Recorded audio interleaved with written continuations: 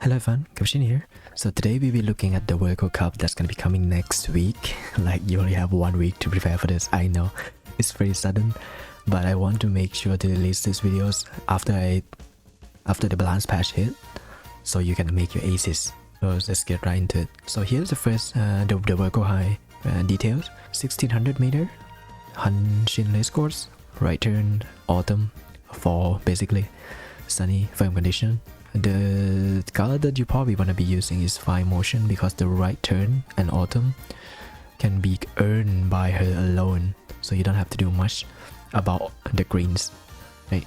The usual firm condition can be fine in someone like Creek, but you probably not want to run Creek on mile, because you don't really need like stamina. When you run Rico's already, like you're already gonna overstam, so you have to find that elsewhere. But yeah, if you run 5, you already got 2 greens, which is a 2-speed green as well, which is pretty good. Okay, so let's get right into the recommended Umas and their position. So I don't really want to list the strongest position for this Champions meeting, because everyone has their ways of win and it's pretty consistent for all of them. So it depends on how strong you can make that Umas in that position is. All the position can win. Let's start with front runners. So front runner, as usual, there's a little bit of change regarding Siska, but I will talk about Siska and how her wins later. So it's the usual like same Sky stuff. Falcon got a little bit of buff. Somorasensky is as usual, but she got a little bit more competition now due to Daiwa Scarlet buff and Falcon buff. Like, so she like, you need to compete more basically. She doesn't like wins pretty easily in the mid game. And Bourbon is the best Umas for opening lake, because taking the lead is innate goal that you can get from her awakenings. And taking the lead got a buff where it disabled the delay, the 5-sec delay doesn't exist anymore, so it can be procced immediately together with groundworks.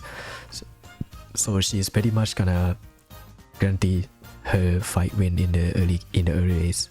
This is why Bourbon is very good. But after the next Champions meeting, she's gonna go straight up to the trash again. The view of Bourbon fans, this is the only Champions meeting that you'll be able to use her, basically. After this, they're probably not gonna get to use her until the Valentine version came out. And of course, the F2P option are Daiwa Scarlet and Bakshino. Sales guy, I don't really recommend as ace, because again, everyone got buff, so you get a lot more competition. So Sales is supposedly gonna lose the fight. I don't really recommend it personally, but if you like Seiyun and you can make a very strong Seiyun, you can still win most of people by start checking them. And if you run Seiyun yourself, you have higher chance of winning against the other's strategy. So it still is an option. Page Chaser, Maya no Top Gun have access to most of their head-to-head, and her ultimate is really good when you proc it at the right time. For this cup specifically, again, if you're a Mayano fans, you probably want to use her in this one. Her is pretty good. Taiki, again, Taiki got buff. Someone thinks it's a nerf, but if you talk about how Taiki works later on, so skip to the cost description part if you're curious about that. Okay, and the usual stuff like Ogrees. And that one can be run on pace too if you don't plan to run front runners, because if you run front runner, the front runner 2 gonna be too stacked for your Daiwa to bomb her ultimate.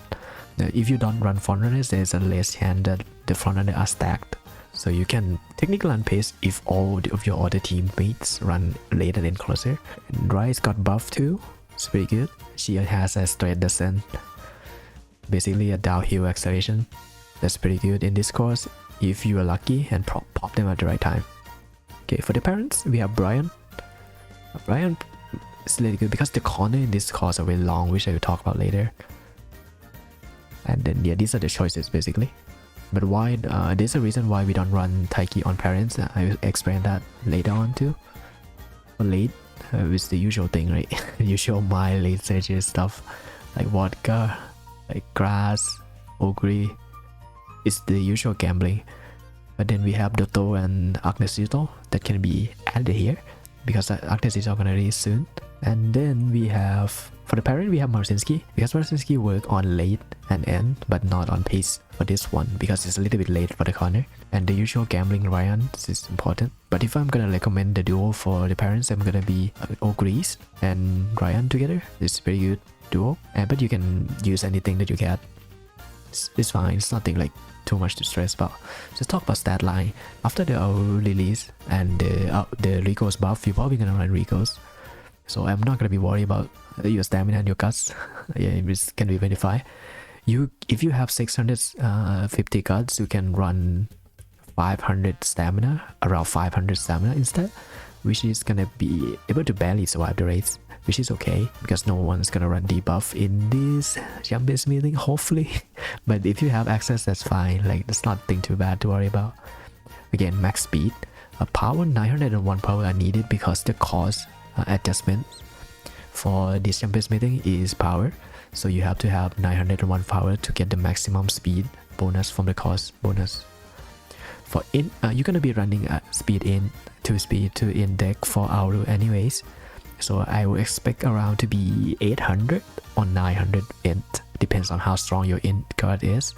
Maybe you can settle with 700 if you are like feeling a little bit too weak, or you want to bump your power up to max. You can lower your int a little bit, but I think running with card in your deck is more. It's gonna end up in a much better Umas than running full power. So just get the necessary 901 power and you'll be fine. For the skill, again, corner speed as per usual. Get 7 parent for this is for front runners by the way, but the stat lines everyone share the same stat line. We get Miles, we get Groundworks. Taking the lead is also a choice for Bourbon. And the things that got added to, if you have access to prudent positioning and dodging danger, they will help you. It's gonna be like around plus 5% win rate for your front runners, because if they proc it at the right time, they can position themselves better and gain speed from proxing these two, and then can overtake the early race pretty easily if it's proc at the right time. Because like it's not the most consistent in the world, it's like an extra thing. So remember, just to get groundwork is a must, as I said like 100 times already. But for this two, if you have access to it, like you don't have to get it guaranteed. Burning speed, spirit speed is pretty expensive, but it's a pretty good skill. Right? Finally getting Professor, it's kinda needed. you can't escape from Professor. And yeah, that's about it for the front runners. We try to get as much skill as possible, because you don't have to run a stamina recovery. For pace, again, same thing, like same stat line. But for now, you have to take No Stopping Me. This is the best acceleration in the game for everything everything aside from front. Make sure you run that. Yeah, and what I have to add is the head-to-head. This you can get this from Taiki events, the hidden event of Taiki, and Straight Ascent from Rise, which I will explain about Straight Ascent later. But for head-to-head, it's just like the first half of final leg. Your first half of the pack, your acceleration will increase. It's a random acceleration, but it proc on the first half of the final leg, so the chance of you getting it is pretty high. So this will be a pretty good skill that you will rely on later on too. For late gambler, we have again No Stopping Me. It's buff, right? You're gonna use it. On your left, Furious Feet. Yep, again, as per usual, gambling. But on your left, you can get it from In Nature now. So if you own an In Nature, you pretty much can run any laser. And Burning Spirit power is not needed, but it's an extra gambling. But if you got the speed one instead, that's fine too. So like there's not like, it depends on how much your skill point you are getting. But yeah, this is looking fine. And get an Iron Out. And maybe Ogre Outs and the ultimate that I mentioned earlier. Okay, for the cost explanation, let's start with the front runners. I will talk about how Siska work first. So Siska is a runaway. She has runaway now. You might be able to run her on Onige if you get her enough stat. The stat for Onige, I forgot to mention the stat for Onige. You need 1,100 stamina and around 800 or more guts to survive the race. But for the other stat, you just need extra stat of this. right? You need more stamina than usual and more guts than usual if you want to win. If you want to just build a blocker like this, that are fine. Right? Because someone's gonna use Shizuka Onige just to block out off all the front runners. But the thing about this guy is, right, if this guy is alone in the race and no one is competing her, mentionably like other Shizuka, she will survive the race and win, and can win in theory if no one catching up to her. Right? But there's a risk that the front runners pop their speed skill at the right time, get close to her, and then overtake her before the final leg start, and then pop angling and win instead. If your Shizuka is not strong enough, that would be the case. And if there's two Shizuka in the race, both of you are gonna die. Because as a standard basics for frontrunners, if you have anyone to compete with, they must will spend extra stamina to get ahead or catching up with each other, so they in a competing like situation. So if you have both Shizuka competing with each other in the runaway position, both of them gonna run out of stamina. Even with the stamina I recommended, it's gonna run out. It's because the stamina consumption is gonna be insane, and you can't really do anything about it. So if you're gonna use Shizuka, be careful about that thing, right? Okay, so after we talk about Shizukas already, so let's take a look at the normal runner. Again, normal runner looking forward to get ahead early game, and then after the position keep ends around here, right, around this part, this corner, they pop all the speed skill to win the runners things. Pop this guy here as the usual, and then win the game. Like it's the usual runner stuff, front runner stuff. Right. Next up is pace. Pace. We have to talk about Taiki first. Right, we have Taiki here. Taiki and Marsensky all was somewhere. Marsensky all still is, but final corner start right here. It's gonna pop right here, right? If it's before the buff, right? Taiki and Marsensky are gonna pop right here. That's the problem, because the final spread start here. The thing with Taiki in this course is that her ultimate got quote unquote nerf to pop right here instead. So she can pop right here, and the duration is 4 seconds. So after 2 seconds pass, she can be around here. So she still have like 2 seconds left to gain advantage of the acceleration skill that she has. So you're gonna be at maximum acceleration combined with all this random acceleration skill like head to head and everything, and you're gonna get ahead. You can catch up to the runners with a 0.2 acceleration from Sea and Sky pretty easily, because you got a 0.4 acceleration and a bonus speed from pace. Okay, but why do we not use her on parents? Because when you inherit, when your parent is Taiki and you get our skill from her, the durations change to 2 seconds, like it's half. So after 2 seconds, you're gonna be here and it's gonna run out, and you're not gonna benefit from any acceleration that you get from your Taiki parent. So only Taiki herself can use these techniques, can use her ultimate. So this is why you only run Taiki Shatter on for herself and not on parents. Okay, and when you get into way, that's why Taiki is very strong in this champions meeting. Okay, next up we have Mayano Top Gun. Mayano Top Gun ultimates can start popping after final corner, and it will pop at the last straight.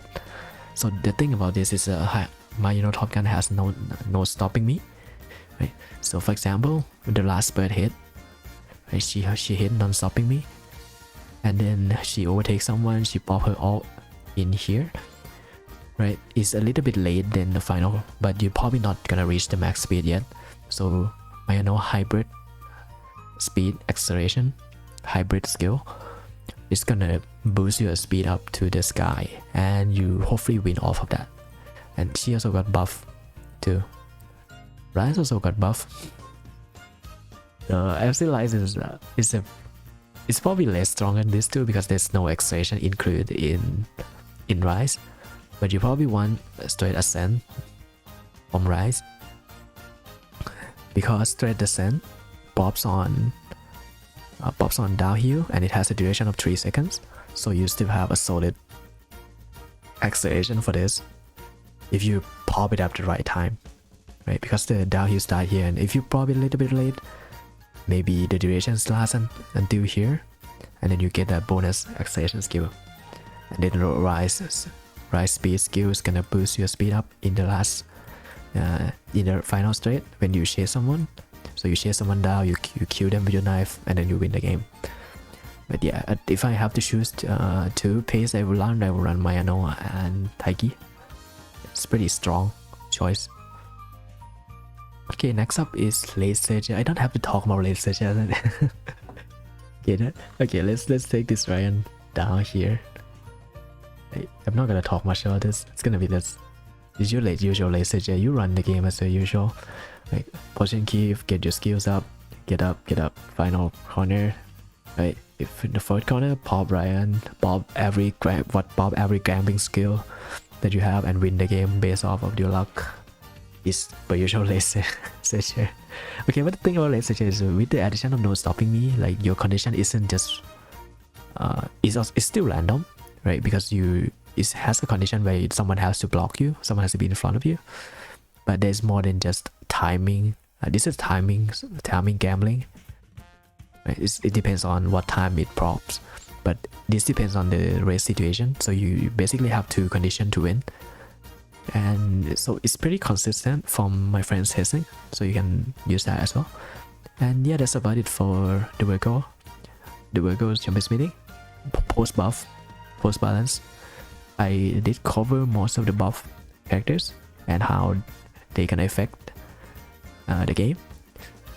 So I hope you understand. If you don't understand or anything, leave the question in the comments. I will be answering them as per usual. Leave a like if you enjoy the videos, and subscribe if you want more ASMR from me. I mean, people have been asking for it, so I will keep this style of like speaking, because this is usually how I speak anyway. But yeah, I see you next video. Thank you.